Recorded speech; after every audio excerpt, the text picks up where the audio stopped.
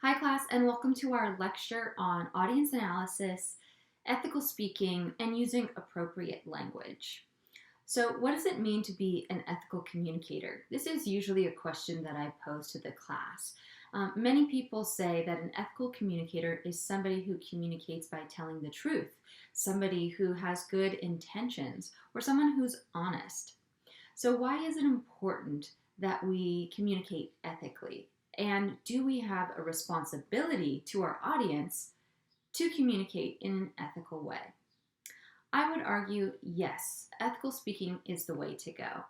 So Aristotle argued that ethics is referred to as ethos, or a speaker credibility. So as a speaker, you want to convey good sense, goodwill, and good morals for your audience. So in other words, you want to present information that is honest, truthful, and your intent for the audience is good. One such example that comes to mind, last year there was a 16-year-old environmental activist named Greta who spoke in front of the United Nations. She implored leaders around the world to lower their emissions to help the environment for the future of the planet. I would argue that Greta is displaying ethical communication. Buddha also said that communication should be careful. It should exhibit restraint, responsibility, and your words should be kind. Try to use some of these strategies when writing your speech and delivering your speech. So ethical communication can actually be both verbal and nonverbal. Many times we can establish credibility in the introduction of our speech. So you establish your goodwill, your intent, and the purpose of your speech right there in the introduction.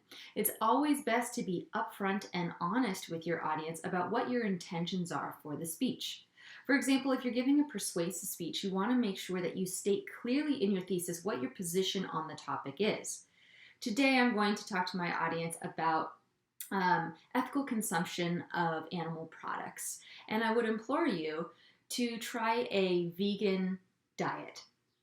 So you want to use appropriate language. You want to conduct research and find information that is honest and truthful. You want to be careful with the material that you present and make sure that you're giving us the entire representation of what is in the material and not just little bits and pieces that work for your speech. And finally, like I said, ethical communication can also be nonverbal.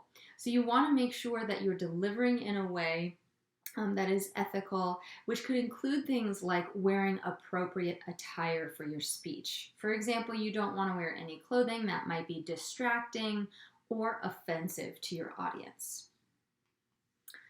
All right, so let's talk more about using language well when communicating in a speech.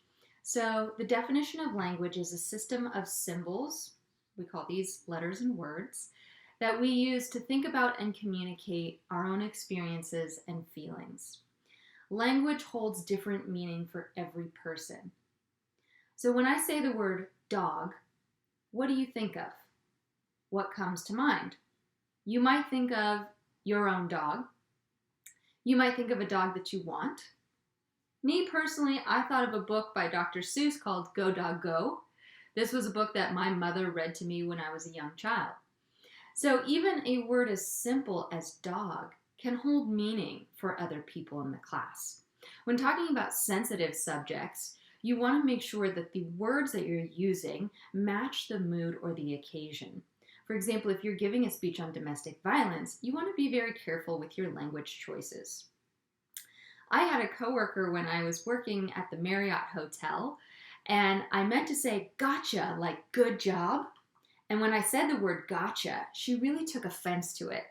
Because in her culture, gotcha was kind of like poking fun of somebody, like, haha, I gotcha. And so this is just one example of how language can easily be misinterpreted. So we want to really be careful with the words that we choose in our speech. So we call these language fallacies, also known as problems with language. So one of the biggest problems with language is abstraction, or we're just not really sure what the speaker is saying because the language is so vague. So we have what's called the ladder of abstraction, and we have high and low level abstractions. So the higher you are on the ladder, the more abstract your language is. So this is if you're using really vague language. This ladder gives us the example of speaking to your roommate and just saying to them, you know what, you're useless. That would probably offend your roommate. And so what you want to do is use more specific language and come down that ladder of abstraction. For example, if I move down 3 or 4 rungs on the ladder, I can see that maybe I want to say to my roommate, the trash wasn't emptied last night, and it's your job to do that. If you want to get even more specific, you can go all the way to the bottom there and say, I noticed you didn't take the trash out in the kitchen, the bathroom, the bedroom. You agreed. Taking the trash out every Monday and Thursday evening would be your job. You also want to do this in your speech. So you want to use really specific language in your speech. If you're giving a speech about homelessness in Los Angeles, you don't want to start your speech with, there's a lot of homeless people in Los Angeles. Instead, you want to say, there's a whopping 100,000 homeless youths in Los Angeles right now. That is, people ages 18 to 25 years old without homes. That way your language is more specific. If you can add in a citation there, according to the New York Times article published in 2020, there's a whopping 100,000 teenage to young adults homeless in Los Angeles County. Something that is more specific is going to be better for your audience. So some more problems with language or language fallacies could be things like evasion or avoiding details. It says to your audience that maybe you just didn't do your research by saying there's a lot of homelessness in Los Angeles. So you want to make sure that you give as much detail as possible. Give us facts, statistics, and very specific information. Tell us where you got the information. Equivocation or unclear definitions.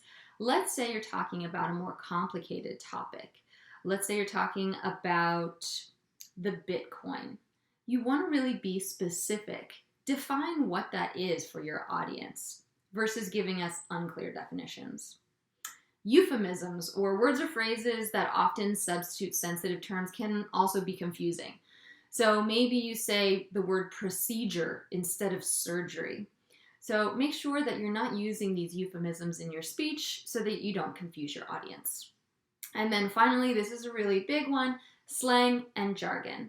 You want to avoid using any slang, which are words that are really specific to groups or words that are too casual for the classroom. Stuff like that, things, you guys. You guys is a common phrase that we use amongst our friends. But in a classroom, just simply leave off the guys portion and say you or we. It's always good to use inclusive language in your speech too. So instead of saying something like, today I'm going to tell you about veganism, you should say instead, today we are going to discuss the benefits of going vegan. That way it sounds like you're including your audience with you and they're coming along with you for this journey. Finally, you don't want to use any jargon in your speech. This is language that is usually specific and abstract when it comes to a job or occupation. So maybe you're giving us a speech about CPR. You don't want to use medical jargon. Instead, you want to define your terms for us because the audience might not be aware of all of the terms that you're talking about. All right, so you definitely want to avoid biased language. So labeling others based on observable traits and using biased language. So this is language that openly excludes or could even imply something negative about certain groups. So this could be pertaining to people's age, their gender, race, ethnicity, religion, even health or ability. So let's say you wanted to give a speech about how to make your favorite chocolate cake recipe. You wouldn't want to start your speech with, hey ladies, I know you love to bake. Today I'm going to teach you how to make a double chocolate tiered cake. That one assumes that only women like to bake. Maybe there are men who like to bake too. Maybe there are women who absolutely do not like to cook. So instead you want to change your language to be more inclusive. Raise your hand if you love dessert. Raise your hand if you love homemade chocolate cake. Today I'm going to teach you how to make the most delicious double-tiered chocolate cake. As you see, I just shift my language a little bit and it works for the entire audience versus singling out specific people in the audience. So you want to avoid sexist language or male-dominated phrases, things like chairman, policeman. Instead, change it to chair, police officer, and avoid simple slangs like you guys. You want to avoid pejorative language or disapproving or suggestive language. We've probably heard this before. Most college students at Moorpark College are between 18 and 24 years old. So sometimes you might be called too young to understand something or juvenile. So you want to avoid any language that might sound a little disapproving.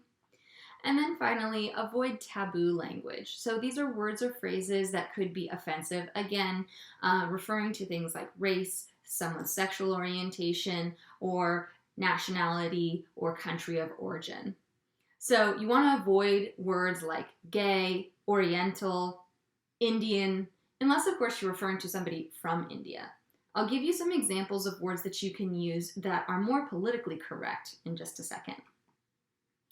So we want to replace these words with what we call politically correct language. You've probably heard the abbreviation PC language. So this is language that attempts to replace this biased language. When giving a speech in class, at work, in front of large crowds, it's always best to use politically correct language. Think of some speakers who you really enjoy listening to. For example, I enjoy Ellen DeGeneres. She uses politically correct language, and her show airs on national television, which is probably one of the reasons why she uses this type of language. Then think of people that might be more offensive with their language, and they tend to lose some of their audience by using this offensive language. So you want to use this PC language to reflect inclusiveness and acceptance of diverse cultures, ethnicities, and lifestyles. The truth is we really don't know that much about our audience. We know that they're college students, they might be in a certain age bracket, but we really don't know the diverse cultures, religions, ethnicities, lifestyle choices, and race in the class. So it's best to use language that works for a broad audience. So you always want to consider your context while doing this.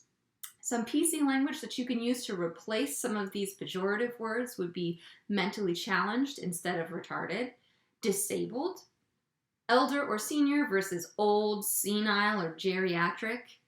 You can use indigenous peoples or Native American versus Indian, and African American or Black versus Negro or colored.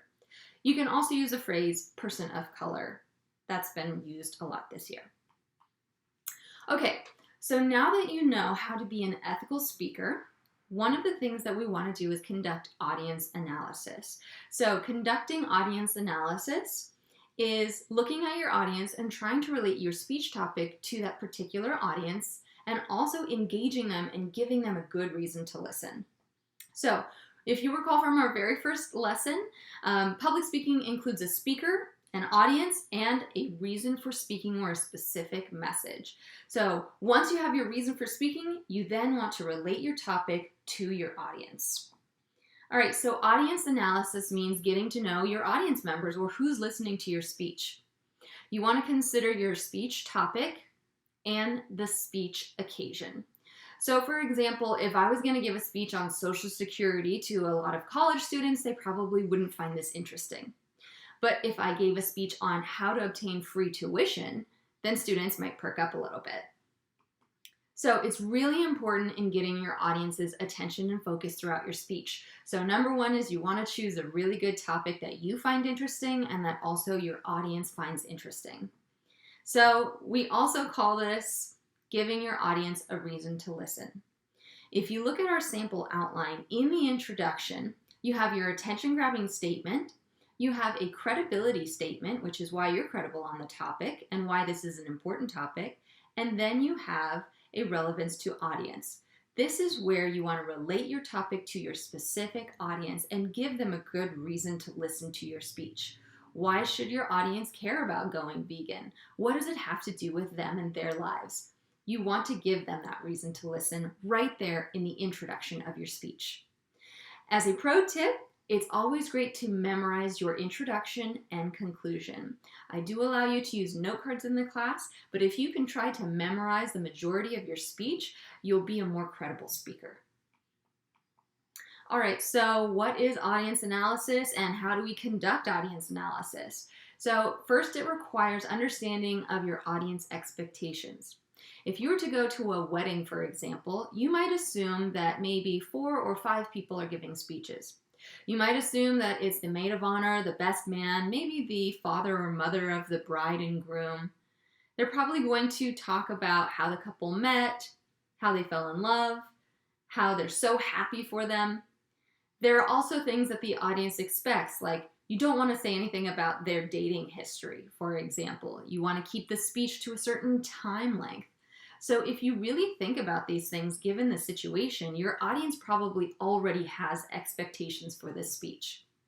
If you're giving a graduation speech or a commencement speech, you probably are looking for somebody that has knowledge in the field of education. You're probably looking to be inspired. Usually it's the president of a school, the president of the student body, maybe the school's valedictorian that's giving this speech. It might be 10 to 15 minutes long. So you want to think about what the audience is actually expecting from you as a speaker. In some cases, you just want to be entertained. Maybe you go to a comedy show and the audience expects to laugh and have fun. In that situation, the audience might also expect that the speaker might be cracking a joke that would be considered inappropriate in a work setting. So you really want to think about who you're speaking to and what is the speaking situation and what are the audience expectations. Such consideration will help you formulate your speech. So as I discussed before, what are some expectations you hold of a wedding toast? Who gives the speech? How long is it? And what is the content of that speech? All right, audience analysis requires unique understanding of situational factors. So sometimes we might not be speaking in a classroom. Sometimes you might be speaking over the internet, like on Zoom. Sometimes you might be speaking in an auditorium with, let's say, 100 seats. Sometimes it might be a small classroom. You want to consider things like this. The time of day. If I'm speaking to a class at 8:30 in the morning, I know that they're not going to be as alert as my 10:30 class. You want to consider the room, like how large is the room? Do I have any technical equipment? Do I have access to a PowerPoint? You can always ask these things before giving a presentation. Many times if you're giving a presentation, the person who's in charge, you can say, do you have presentation software? Is there a microphone in the room? How many seats are there in the room? And then of course you want to consider any events going on. So for example, maybe there's exciting events going on campus, and so the students might be distracted or preoccupied because it's Multicultural Day. Or maybe there is a global pandemic, and so now these events have changed the situational factors for your audience. Now you're going to be giving speeches in your home. And so how can you adapt this to work for you? All right, so audience analysis also requires understanding of class demographics. So these are quantifiable characteristics of a large group of people. This means simply looking around the room and trying to measure some of these demographics. We already know some of these demographics for our class. So some examples would be gender, ethnicity, occupation. If I'm giving a speech to a bunch of nursing majors, they might understand the slang and jargon that I'm talking about. Versus if I'm speaking in a Comm MO1 public speaking class, we have a variety of majors in the class. So you want to keep your language appropriate for that situation. Many times you might not know the demographics, and so in that situation, you just want to keep your language politically correct. All right, so how do you do audience analysis? What are some ways that we can conduct audience analysis? The first way is through direct observation. So this can be acquired from personal experience speaking to a crowd or even just giving speeches. I know which subjects students are going to enjoy or participate in more than others because I have experience teaching the class. So this could also be your experience in the classroom and getting to know your peers. A lot of students feel more comfortable towards the end of the semester because they know something about the peers in their class. You could also infer information or just through logic come to some conclusions. So if somebody was to say, I'd like you to give a speech to high school students about the benefits of community college versus going straight to a four-year university, I could imagine what the audience is like. Okay, I know that these students are going to be between the ages of 13 and 18 years old. Some of them may be interested in going to college while others may not. So try to make some logical inferences based on where you are speaking. And then you could do what's called data sampling. So this is actually getting data, facts, and information about your audience. So you could send out a questionnaire beforehand to see where your audience is at. You could get some statistics and facts about who is attending. You could ask someone who knows the audience to tell you information. Or when you arrive, you could ask some questions to your audience. You could say, how many of you have jobs? How many of you want to go to a four-year university? These are just some ways that you can gather some information before actually giving your speech. I would advise arriving early when giving a speech and maybe making small talk with a few people in the audience. This will help lower your anxiety levels and also get to know the audience members a little bit before a speech. All right, so when you're doing audience analysis, this consideration will help you make your topic and approach more interesting. So strive to use what's called salient demographic details or fluid communication. So this means communication and language that works for a wide range of people. Avoid stereotyping. Avoid slang, jargon, and any offensive language. A lot of students ask, can I curse in a speech? I would argue it really depends on the situation. If the curse word is said with intent and you meant to say it and it's meant to grab someone's attention or make a point, then it may be appropriate. If it's a filler word or it's distracting to your audience or offensive to the audience, then you probably want to avoid that. Shift your communication for your audience. So you want to make sure that you're communicating to the audience. If I'm speaking to children, for example, I'm going to shift my language so that they can understand it and be excited about it. Versus if I'm speaking to college students, I would speak in a more professional tone. Like if I was speaking in a classroom, I might say, okay, everyone, listen up, or 1, 2, 3, eyes on me. But in a college classroom, I might say, good afternoon or good morning, everyone. Let's get started with the lesson. All right, so anticipate what your audience responses are by considering why they're there. Sometimes in a classroom, students might be excited to be there, excited to learn. Other times they might be tired or feel like they're forced to be there. If it's a sales pitch, did someone pay money to be there? Or is it their job to be there? What's the audience's disposition? Are they excited to get the information or are they not so excited? Try to seek some common ground. You can do this in your introduction. So you want to relate the topic to yourself and then relate the topic to your audience as well. Use that inclusive we and us language in the introduction of your speech. We as college students know that college can be very expensive. So today we're going to discuss zero-cost textbooks and also how to get college scholarships. Determine their prior exposure. So you might not need to give too many definitions or go into a rich history of something. For example, if you're giving a speech about Instagram, most of us are familiar with the app, so you really wouldn't need to give long definitions on that. You can probably just reference it very quickly and then continue on with your speech. Consider the disposition, so what kind of mood would they be in? It's always good if you are more positive and enthusiastic than your audience. And finally, ethical speaking and audience analysis can help you in many ways. So let's review everything that we talked about today. You want to choose a relevant topic for your audience, something that they're going to find interesting, something that is not totally saturated. So if they already know too much about it, then probably not the best topic. A lot of students joke around and say, I want to give a speech on underwater basket weaving. How many people do you know that actually weave baskets, let alone weave them underwater? It's probably not a relevant topic for your audience. They probably want to hear about something that relates to their lives right now.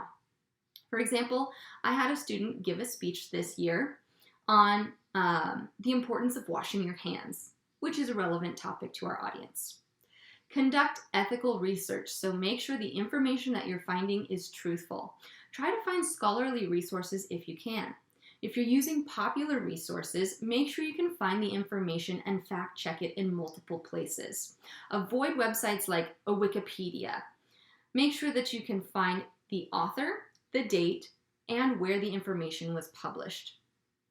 Present truthful material. So you don't want to just pick out information that works for you. You want to make sure that you're reading the entire article and presenting the information in an honest and truthful way. Use appropriate language, no slang, no jargon, no language that could be offensive to your audience. And you can use one of those 3 methods for conducting audience analysis: direct observation, etc. And finally, you want to practice your delivery. Remember, if you are excited, you have enthusiasm, you have conviction about your topic, then we're going to have that too. Make sure that you dress appropriately for the speech. I would consider business casual appropriate for all of our class speeches. So you don't want to wear sweatpants, crop tops, t-shirts, beanies, or hats. You probably want to wear a nice collared shirt or blouse, and probably just a nice pair of slacks or pants. Make sure that your clothing isn't distracting or offensive for your audience. So these are some tips on how to speak ethically and conduct audience analysis. If you have any questions, feel free to email me.